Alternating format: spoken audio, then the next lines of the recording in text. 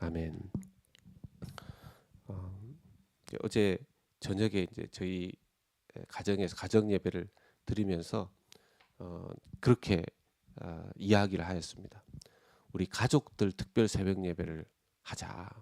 우리 가족들의 특별 새벽 예배. 그래서 이번 한 주간은 저희 가정의 가족들 특별 새벽 예배입니다. 그래서 여러분들은 저만 보시겠지만 지금 우리 자녀들 2명, 저희 딸과 아들, 그리고 제 또 반주하는 아내까지 다 지금 저희 가정 특별 새벽 예배를 하고 있습니다. 여러분들도 기회가 되시면 가족들 특별 어떤 뭐 새벽 예배라든지 이런 것들을 한번 이렇게 가지시는 것도 좋지 않을까, 여러분들에게 한번 도전해 봅니다. 하나님께서 예레미야를 통해서 유대 백성들, 특별히 예루살렘에 거하고 있는 유대 백성들을 향하여서 계속 이 예언의 말씀을 주시는데, 이 말씀 자체가 계속해서 징계에 대한 벌하시는 그런 메시지입니다. 33절의 말씀에 보면 여호와의 말씀이니라 내가 그들을 진멸하리니 포도나무에 포도가 없을 것이며 무화과 나무에 무화과가 없을 것이며 그 잎사귀가 마를 것이라. 내가 그들에게 준 것이 없어지리라. 열매가 없는 것이죠. 아무리 열심히 일해도 열매가 없다는 것입니다. 하나님께서 그들에게 열매를 주시지 않는다는 것입니다. 그 이유가 이제 14절에 나옵니다. 하나님께서 열매를 주시지 않는 이유. 우리가 어찌 가만히 앉았으랴 모일지어다. 우리가 견고한 성읍들로 들어가서 거기서 멸망하자. 우리가 여호와께 범죄하였으므로, 죄를 지었기 때문에 우리가 여호와께 범죄하였으므로 우리 하나님 여호와께서 우리를 멸하시며 우리에게 독한 물을 마시게 하심이니라. 우리가 잘못했기 때문에 하나님께서 우리에게 독한 물을 마시게 하신다는 것입니다. 징계의 물을 마시게 하신다는 겁니다. 이 말씀에서는 그 출애굽 당시에 이스라엘 백성들이 모세가 시내산에 올라가서 하나님의 그 십계명을 받는 그때, 하나님과 만나는 40일의 기간 동안 아론과 그 이스라엘 백성들이 함께 모여서 그것을 잘 인내하면서 기다렸어야 되는데, 그 불안한 나머지 우상 그 황금 소를 만들지 않습니까? 나중에 모세가 시내산에서 내려와서 그 우상을 숭배하는 모습을 보면서 하나님의 그 분노하심으로 모세가 분노하고 그 우상 소를 다 깨뜨리고 그것을 나중에 불태워서 갈아서 백성들에게 마시게 했습니다. 그것을 생각나게 하죠. 금송아지 사건 때에 모세가 그 심판으로 그 금송아지를 갈아서 물을 백성들에게 마시게 한 것, 그것을 떠오르게 합니다. 이런 상황에서 계속해서 15절에도 우리가 평강을 바라나 좋은 것이 없으며 고침을 입을 때를 바라나 놀라운 뿐이로다. 그들이 계속해서 하나님의 징계 속에 있고 하나님의 채찍질을 맞고 있는데 낫지 않는다는 것입니다. 치료가 되지 않는다는 것이죠. 오히려 계속해서 그 징계의 강도는 더 강해집니다. 17절에 여호와의 말씀이니라 내가 술법으로도 제어할 수 없는 뱀과 독사를 너희 가운데 보내리니 그것들이 너희를 물리라. 이 예언 가운데 뱀과 독사는 바벨론이라고 볼 수 있습니다. 바벨론. 나중에 바벨론이 오죠. 굉장히 강한 힘으로 바벨론이 쳐들어옵니다. 그래서 18절부터 보면 예레미야와 백성들이 교대로 그 슬픈 노래를 부른 애가라고 하죠. 그 장면이 나옵니다. 레멘테이션이라고 하죠. 18절에 슬프다 나의 근심이여.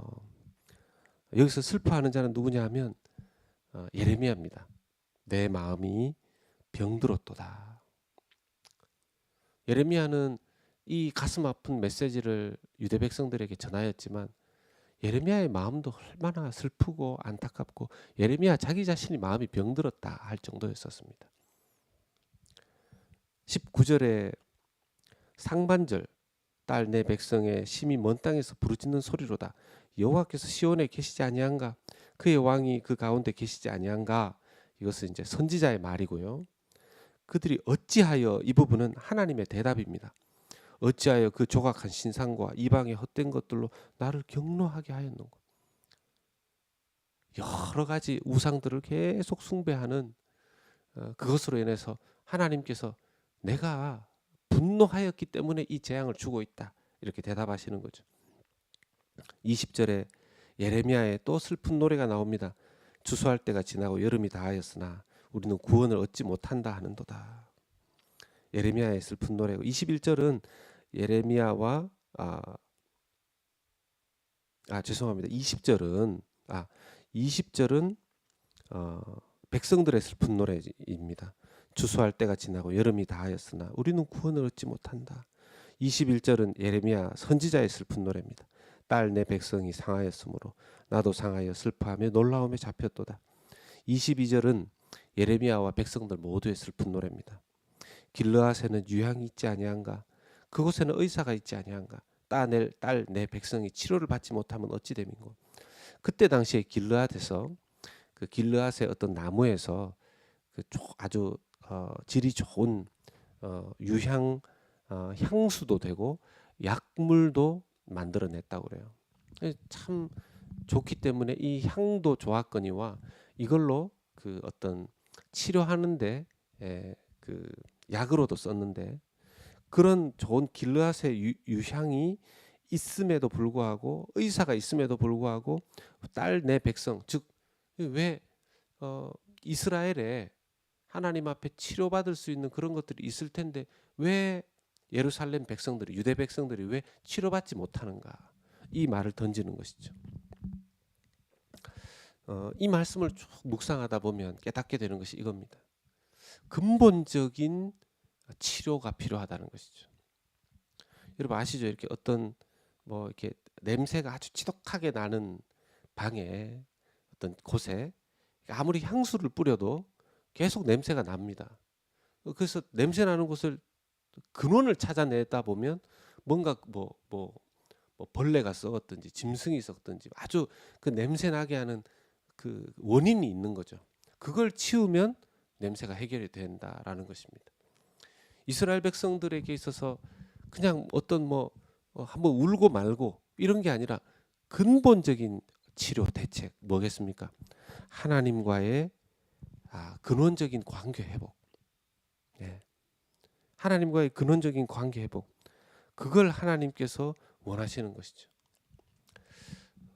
히브리서 12장 1절의 말씀에 보면 징계, 여러분 우리가 때때로 하나님 앞에서 자기의 삶을 돌아보면서 이 고난이 징계인지 아니면 이 고난이 그저 우리를 연단시키기 위한 것인지 참 그것을 분별해내기 어려울 때가 있습니다.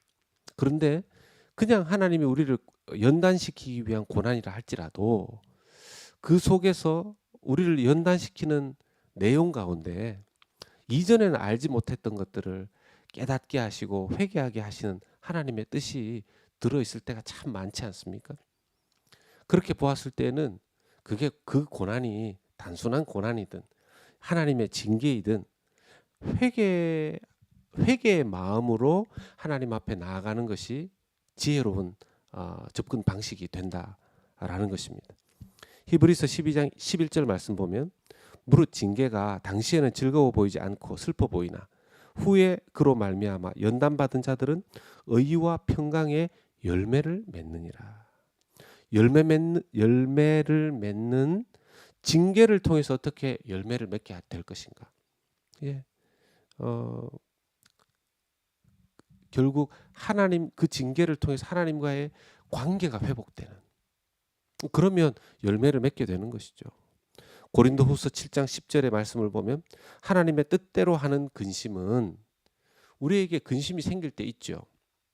근심이 생길 때 있죠. 내가 뭘 잘못했나. 그럴 때 그냥 하나님은 사랑의 하나님이니까 그냥 내 잘못 없이 이런 일이 왔지, 무조건 그렇게 생각할 것이 아니라 하나님 안에서 그 근심을 해결하려고 할 때, 아, 이 말씀이 고린도후서 7장 10절이 참 귀한 말씀이죠. 하나님 뜻대로 하는 근심은 후회할 것이 없는 구원에 이르게 하는 회개를 이루는 것이요. 세상 근심은 사망을 이루는 것이니라. 근심이 그냥 인간적인 근심으로 계속하면 부정적인 것으로 오히려 어두워지고 마귀에게 사로잡히는 것이라면, 하나님의 뜻대로 근심이 어떤 근심이든지 간에 하나님 안에서, in God, in Christ, 하나님 안에서 근심하게 되면 그것은 하나님 앞에서 우리를 돌아보는 시간을 가지는 과정이 되고, 그것을 통하여서 오히려 회개하면서 하나님과의 관계가 더 돈독해진다는 것입니다. 여러분들은 어떠십니까? 저도 이 말씀 보면서 나와 하나님과의 근원적인 관계는 지금 어떤가 좀 돌아보게 되었습니다. 회개할 것이 분명히 있었습니다. 여러분들 어떠십니까? 하나님과의 근원적인 관계 회복, 그런 근원적인 관계 회복의 측면에서 회개할 것은 없으십니까?